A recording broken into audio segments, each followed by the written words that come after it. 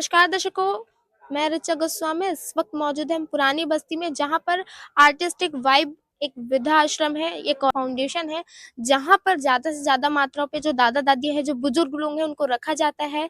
जो सबसे ज़्यादा जिनका योगदान रहा है, उनका नाम है तृप्ति लूनिया। उनके द्वारा जो है ये और फाउंडेशन स्टार्ट किया गया है और यहाँ पर बहुत सारे लोग यूथ जुड़े हुए हैं, जिसकी शुरुआत बड़े ही काफ़ी कम निजी स्तर पर हुई थी, लेकिन आज ये ज़्यादा से ज़्यादा मात्रा पे यहाँ पर लोग जुड़े हैं और आज ये जो छोटे से किराए के मकान से खुद के आशियाना तक यहाँ पर आज जो है सफर आ चुका है। तो आइए बात करते हैं यहाँ पे जो जुड़े हुए लोग हैं, उनका क्या अनुभव रहा, उनका क्या कुछ राय है इस विषय पर। हमारे साथ तृप्ति जी है, जिन्होंने इस वृद्धाश्रम को सबसे पहले न्यू दिया है। आपसे जानना चाहेंगे कैसे स्टार्ट, क्या जर्नी रही, कितना कुछ खास रहा आज के लिए तो और ज्यादा, क्योंकि एक स्टार्ट किए थे आपने बहुत छोटे स्तर पर और आज आपका खुद का आशियाना है जहाँ पर आप दादा दादियों को रख सकते हैं। क्या कहेंगे। ये तो बहुत सुंदर सा जो आशियाना है, ये दादा दादी का हमने बनाया है। आज से 12 वर्ष पहले मैंने शुरुआत की थी।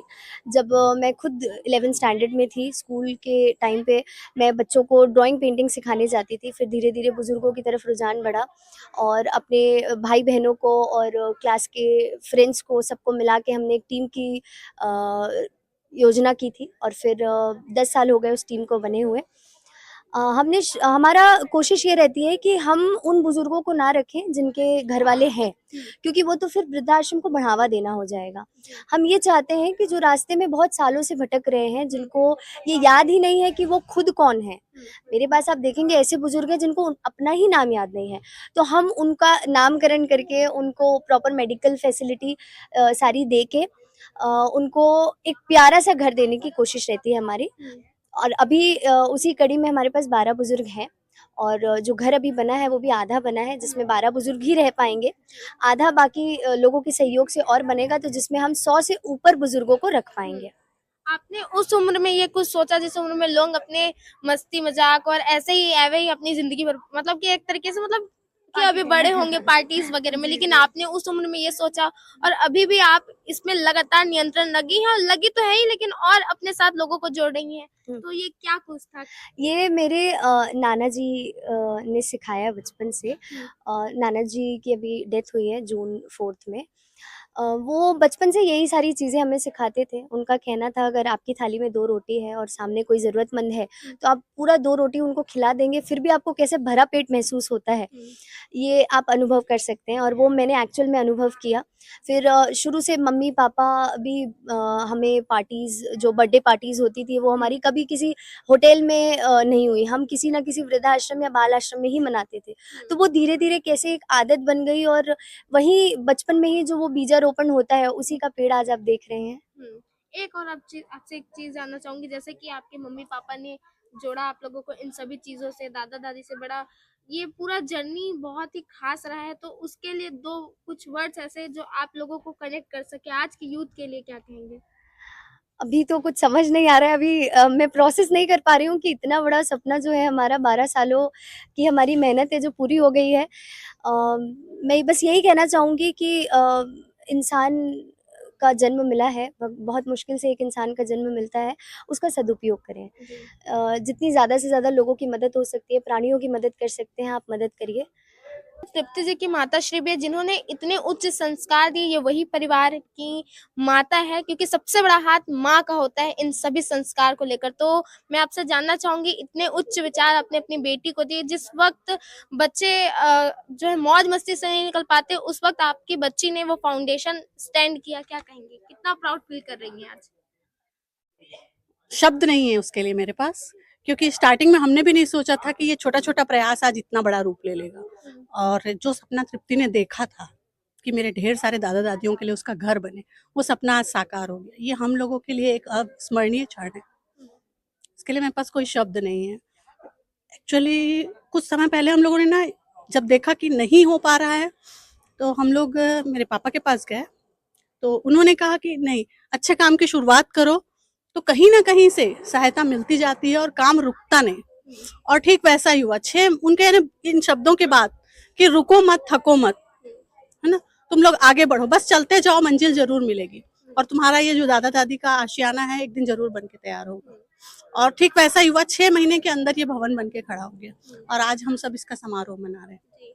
आपकी बेटी के लिए आप क्या कहना चाहेंगे? आपकी बेटी जैसे और बहुत सारे बच्चे इन सब चीज में जुड़े, उन सब बच्चों के लिए क्या कहना चाहेंगे? मैं बच्चों के लिए नहीं, माता पिता के लिए कहना चाहूंगी कि अगर सब माता पिता अपनी बेटियों के सर पे इसी तरीके का हाथ रख दे और उनके हर जुनून को हंस के स्वीकार करिए, तो देखिए कि बेटियां आसमान छूती है। देखिए, मुझे तो ऐसा है कि मुझे एक नहीं, दो नहीं, हजारों बेटियां चाहिए, और ऐसी बेटियां जो वाकई आसमान छुए।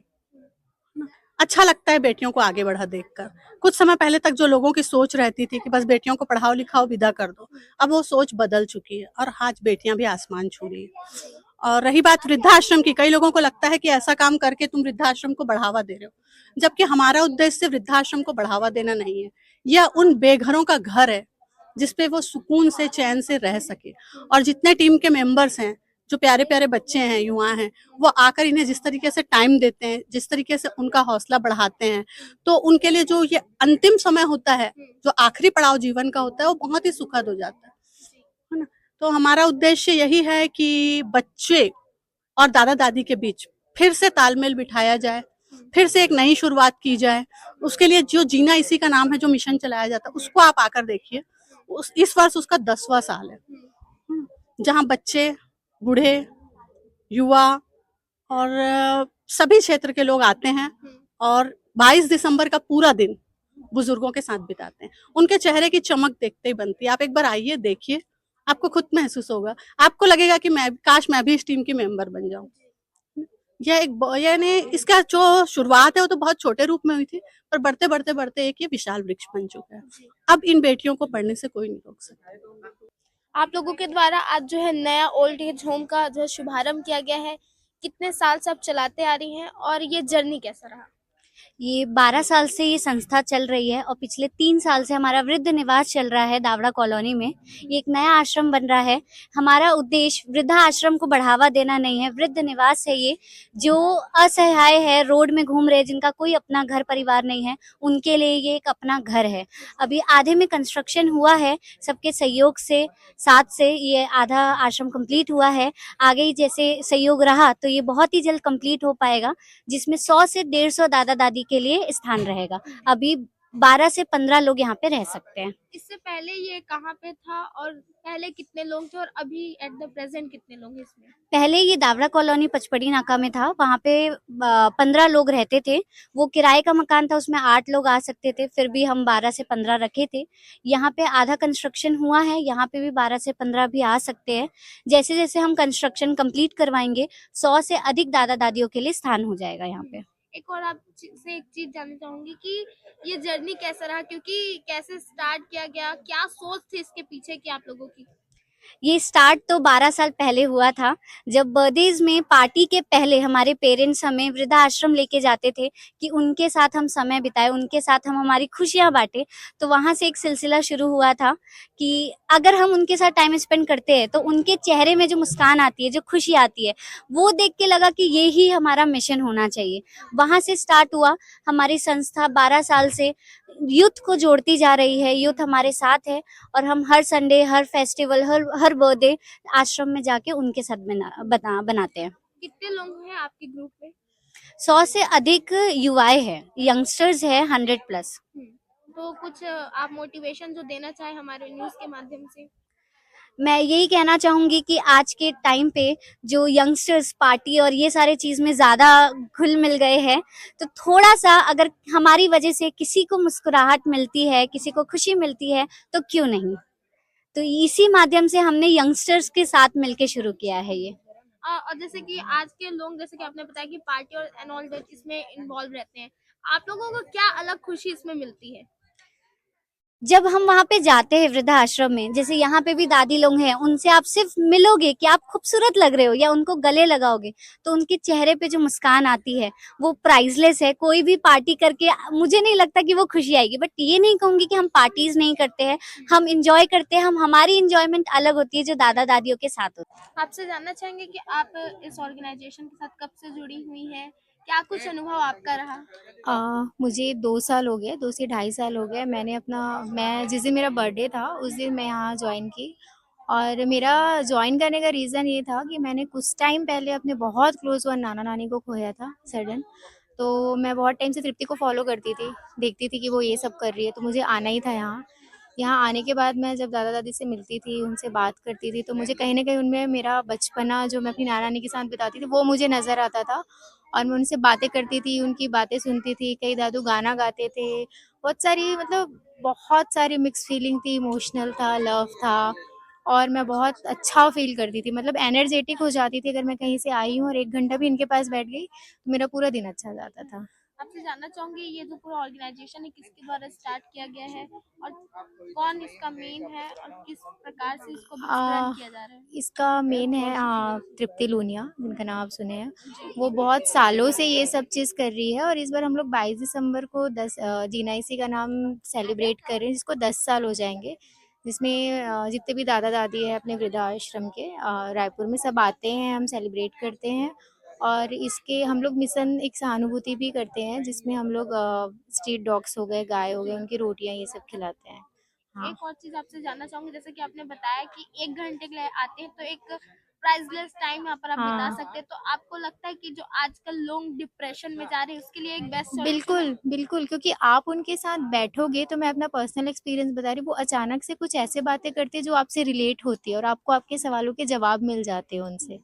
तो मुझे लगता है कि जितने भी यूथ हैं और जिनको लगता है कि कहीं जाना है, मेरे लिए तो मंदिर और ये एक समान है। आप वहाँ पे जाके आप उनसे बातें करो, आपको आपके सवालों के जवाब ऐसे ही मिलने लग जाएँगे। क्योंकि बहुत एक्सपीरियंस दादा-दादी जिन लोगों ने अपना जीवन बहुत जी के सारे अनुभव लेके बैठे हैं, उनसे के पास आप बैठोगे तो डेफ़िनेटली आपको अच्छा ही फ़ील होगा और अच्छा ही सीखने को ये मिलेगा। 2 साल आपके लिए कितने खास रहे? क्या कुछ आपने पास बहुत करीब से देखा जो आज तक शायद यहाँ नहीं जुड़ती तो नहीं देख पाते? ऐसा क्या मोमेंट था? इसमें मैंने ये चीज़ देखा कि जो दादा-दादी होते हैं, जो अपना घर छोड़कर यहाँ आके रहते हैं, उनको चाहिए कि कोई उन्हें सुने, उनकी बातें सुने, वो क्या कह रहे हैं उसे सुने, उनसे प्यार से बातें करे, अटेंशन दे, उनको लव, केयर, पैम्परिंग ये चाहिए।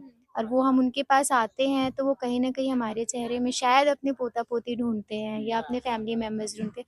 तो उनका प्यार हमारे लिए बहुत प्राइसलेस होता है और हमें भी बहुत अच्छा मतलब अंदर से सुकून लगता है कि चलो हम हैं इनके साथ, हमेशा हैं।